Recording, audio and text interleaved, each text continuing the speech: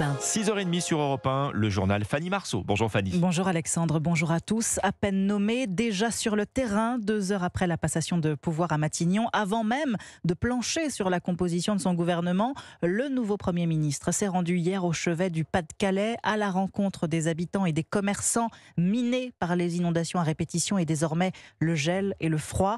Gabriel Attal a confirmé le déblocage d'une enveloppe d'au moins 50 millions d'euros pour les communes touchées. Il a annoncé un fonds d'urgence renforcé pour les agriculteurs et les maraîchers jusqu'à 20 000 euros d'aide.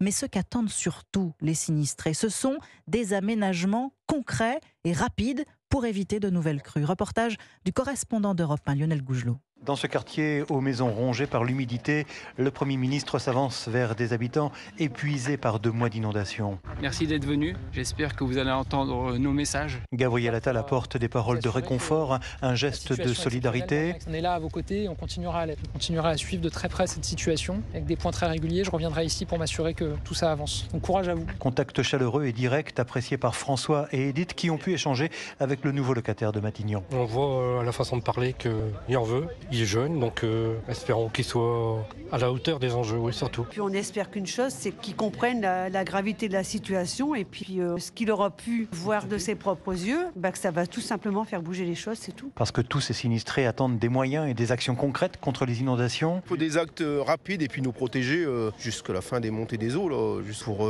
passer le printemps au sec, quoi. J'espère qu'il va faire bouger les choses. Après, politique, bon, il ne croit plus trop. Un Premier ministre volontaire, sans doute, dit un élu, mais que nous ne jugerons que sur les résultats. Lionel Gougelot, les crues dans le Pas-de-Calais ont déjà coûté 4 millions d'euros à l'organisme qui gère les canaux du département. Principal poste de dépense, les opérations de pompage qui font flamber la facture d'énergie. Son président appelle à une aide exceptionnelle.